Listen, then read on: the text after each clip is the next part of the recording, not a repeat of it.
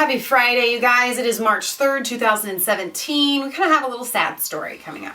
Well, we're going to go to Ireland, where in 2014 there was a mass grave on the grounds of the former mother and baby home in Galway. Galway. I think it's County Galway. Anyways, so what a mother and home, explain to them what a mother and home, and baby home is. Unwed mothers were sent there, and they actually were put to some pretty harsh labor, and the children had to stay, and if the mom served their punishment, then they could go. But there was a mass grave, and they think that they've just hit the tip of the iceberg with these deaths. I'm curious though if this article explains they were being punished. Yeah. For unwed. They were pregnant out of wedlock. And this is a punishment via the Catholic Church? Yes. Well, the whole of Ireland. The time in the 50s and from 1925 to 1961. Wow. So, excavations were carried out. They were rumored that they had found, there was like 800 death certificates, and they're like, well, where are all the bodies? In 2014. Alright, so I'm going to give you guys this video here. Those were the times, and tried to pass these events off. Let me say this. Death by malnutrition due to neglect as far back as 1918 was manslaughter under common law. The bodies of approximately 800 infants have been discovered inside a septic tank in Ireland. The property is now an abandoned site. However, what rests there are castle ruins from a structure that is referred to as the home. In the mid-1800s, the building served as a workhouse, but in 1925 it was taken over by a Catholic order called the Sisters of Bon Secours, who turned it into a home for women pregnant with illegitimate children. Once the mothers gave birth, they would often leave their newborns behind. The bodies recently discovered are all children who once lived at the home. The police are investigating the deaths. A health board inspection from the 1940s revealed horrible living conditions. The report says many children residing there were emaciated, pot-bellied, fragile with flesh hanging loosely on limbs. Local historian Catherine Corliss stated, "If you look at the records, babies were dying too a week, but I'm still trying to figure out how they could put the bodies in a septic tank." I suppose we can't really judge the past from our point of view and from our lens, but all we can do is to mark it appropriately and make sure that there is a suitable place here where people can come and can remember the babies that died here. Thus far, Corliss has been able to obtain death certificates for 796 children. Now she is trying to raise money for a bronze plaque which will be placed at the site to honor the babies. So that was in 2014 when they just discovered it, and so they did some excavations between last November and this February, and they uncovered two large structures hidden underground in the former home in the west of Ireland. One apparently was a large sewage tank. They don't know if it was actually used for sewage or not, but there were babies in there. And the question was, why were there children in this giant tank? The second contained 20 chambers, and significant quantities of human remains have been discovered in at least 17 of the 20 underground chambers, which were examined. Wow. This was the commission in a statement that was last Friday. The remains were found to be those babies ranging from 35 feet a week old to 2 or 3 years old. Oh my gosh. The commission said it was shocked by the discovery, and its investigation is continuing into who was responsible for the disposal of these bodies in this way. And why war? And listen, it's obvious. They're not saying it, but it's obvious that they were killing these. You would not have. I think you said something like 2 or 3 deaths a week. Right. In another article I was reading that they actually investigated the home while it was running, and children were found so emaciated that their skin was hanging off, and women were this was like hard labor that they were put to. The coroner has been informed and will determine if there is to be any police involvement. Obviously, I don't know if any of people are still alive from then or not. In further investigations, it was operated from 1925 to 1961, and the commission has revealed that many of the remains found date to the 1950s. Mother and baby facilities house women who became pregnant outside of marriage and were ostracized by Catholic society as a result. I don't know if it was necessarily forced to them, but the sites were infamously cruel environments where mothers worked tough manual labor jobs for little or no pay and only permitted to see their children a few hours a week. The children were often adopted out, and we know, I've heard of this, and you probably, UK, you probably know all about this, to other families, sometimes in other countries as well as the United States, without informing the mother. I've actually I think we've seen a couple of different movies on this that are it's heart-wrenching. Right. So local historian Catherine Corliss spent years researching the home and was instrumental in the discovery of the mass grave. If you look at the records, babies were dying to a week, but I'm still trying to figure out how they could put the bodies in a septic tank. Corliss told the Irish Mail in 2014, couldn't they afford baby coffins? People in Tuam first learned of the mass internment in the 1970s when two boys accidentally uncovered skeletons when they broke apart a concrete slab covering part of the grave. However, it was resealed and remained untouched for decades. So she was speaking to RTE Radio on Friday afternoon. Corliss said that during her research, everything pointed to this area being a mass grave, but despite this, she was told to leave it alone. She also said she believes the graveyard extends further overground where remains are buried in coffins, and called for the whole area to be investigated. And she says this is only the start. So this was her statement. Ireland's children's minister Catherine Zappone said on Friday that this is sad and disturbing news from the commission, and confirms the rumors of the mass grave at the site. Today is about remembering and respecting the dignity of the children who lived their short lives at this home. We will honor their memory and make sure that that we take the right actions to treat their remains appropriately. The Bon Secours sisters, the order which used to run the home, said in a statement that they could make no comment. Well, I mean, that being said, those people that did that were probably long since dead.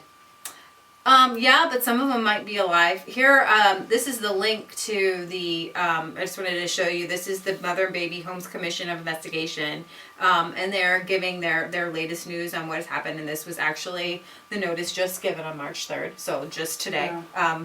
So it would have been 5 hours ahead of us. It's just, they did a stratigraphic survey which was conducted in October 15, and identified a particular area of interest and identified a number of subsurface anomalies that were considered worthy of further investigation. And then this was when they investigated them, and they found that divided into 20 chambers. In this second structure, significant quantities of human remains have been discovered in at least 17 of the 20. Yeah. Right. So so this was the index, and the minister Zappone makes a statement on the excavations, and I'll try to remember to put up the link so you can see them for yourself. They even tweeted it out, and CBS ran a story today, this morning. This is brand new news. It's kind of sad that this is something that came up to me just this morning, and it was basically the way that the CBS puts it in a more human way. They were there to atone for having out of wedlock children, and what I find really sad about this is that what we really appreciate about the Catholic Church, and we're not Catholic, is their stance on birth control and abortion being murder, and it seems to me that this particular sect, which you can't blanket this to all Catholics. This happened at one place. Maybe it might have happened to others if it happened here, but this does not cover all Catholics. But still, that being said, it's historically, these people are supposed to be anti-murder of children, right? Because that's what Catholicism really, holds firm in our whole society. They hold that part together, and the fact that they were murdering essentially by starvation or whatever cruelty these children, I find incredibly ironic and sad. I have several beefs, obviously, with the Catholic Church. One of them being during the time of Martin Luther. Martin Luther is demonized, and he, quote unquote, would rescue men and women who were forced into being a monk or being a nun, and there were mass graves found and bodies. And so this is just it goes to show you that there are hypocrites within each denomination, because and body power, when of you have so much power, you abuse it. And I know that these kind of things lead atheists to say, hey, I'm an atheist, but Well, and it leads Protestants, and don't do this, guys. I'm asking you on our comments, do not go and just go say, oh, the Catholic Church is the Antichrist and all that stuff. Right. We're not calling out specific sects of people or groups. We're calling out evil people. And I think that that's the difference when we talk about Islam, and I think we need to really be clear on this. Islam's basic tenets are call for the destruction of the infidel and the Jew in vile manners. Yes. When you Catholics, the foundation of Catholicism is Christianity And the Bible. and Jesus Christ, in all of his glory and who he was humble, and you love your neighbor and you treat those how you want to be treated.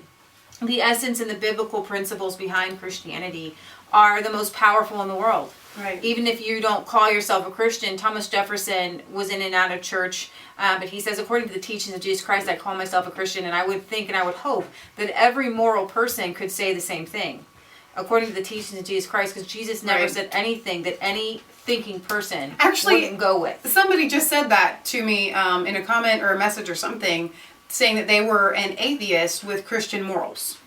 Perfect. I love that. That's where we're going. And so the idea is that these Catholics were not living out the teachings of Jesus in Right. a vile manner. And what happens is, in order to save face, to save yourself from the denigration, from everybody blanketing the Catholic Church as this, Right. you don't talk about it. Exactly. And that's how abuse continues throughout the ages. In the priesthood and the nunnery, there's always been abortion. There's always been mass graves because women would get pregnant and priests would... Because it is treated, sleeping outside of wedlock is treated as worse in this particular case than starving a child to death. Right. Yeah. You know, and that's really sad. But Well, the government is saying that we will honor their memory and make sure that we take the right actions now to treat their remains appropriately. And I believe that he said he's going to try to contact family members if at all possible. And I'm hoping that if there are any of these women, which they should, like you said, it should be, Right. these mothers might still be alive in their 80s or something like that. So Corliss said that she found a record stating that the sewage systems were used until 1937 when the home was connected to the modern water supply. So then the decommissioned septic tank had been filled with rubble and debris and then covered with topsoil and did not appear to contain any remains. But excavators found children's remains inside the neighboring connected structure that may have been used to contain sewage and wastewater. So the one that had the rubble didn't have any, but the ones that might have been, so they might have thrown them into a sewage and water. Yeah, that's awful. So I'm just hoping that these mothers that are still alive, even if they're old women at this point, Right. can heal now and realize that justice is being done. That which it is wasn't interesting to their me fault. because Catholics really believe in having a proper funeral. Mm-hmm.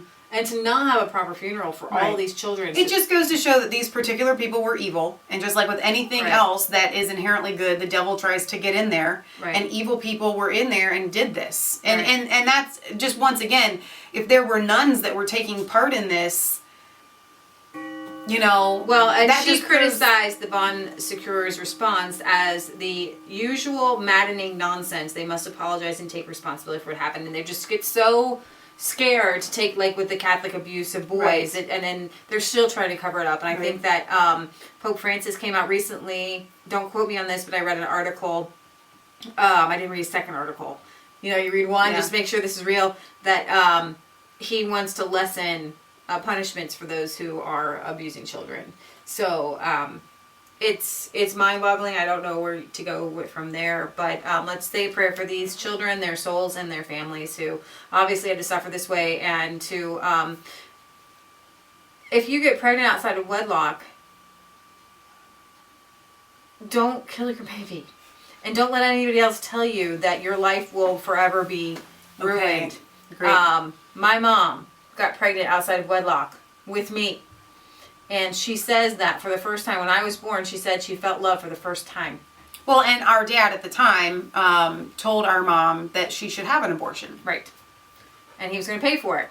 And they Thank God Mom said no. Well, and they ended up getting married. And then she got pregnant with Michelle 3 years later. He wanted another abortion. Didn't want Michelle to come. And I'm glad she's here. And I think you're glad she's here. And so you never know what God might have in store for something that wasn't planned, or you're scared about, or you're frustrated about. And stick with us for our next video, because I want to show you a young woman. I'm really excited about this. Old, give a wonderful testimony on this Teen Vogue.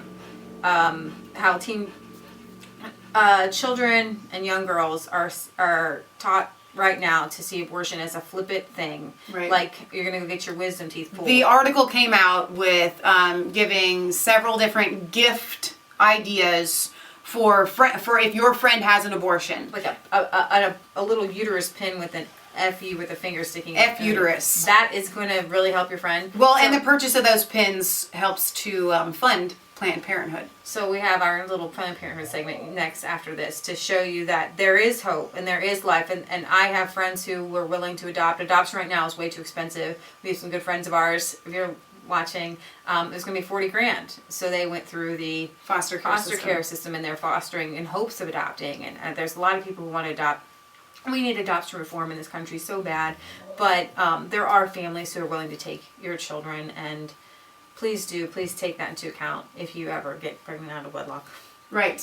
And know that there are several different agencies out there, especially faith-based agencies that will help you to keep your child. Exactly. Even if you think it's the end of the world, my parents are going to kill me, maybe, whatever, maybe my family's Catholic, I don't know. They're going to be really angry, but really, there's a lot of help out there for you guys. So you can actually message us, and we will hook you up with the right people. Okay, this is Leah Michelle signing off for Resistance Chicks, where it's not a conspiracy theory if it's the truth. How come the man doesn't have to go to the internment camp for hard labor if he gets a girl pregnant? I don't know. That would have been my law.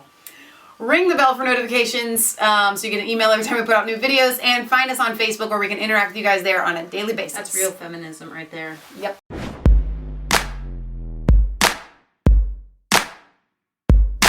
I was cold all alone, no place for home every day, so afraid, but you called my name.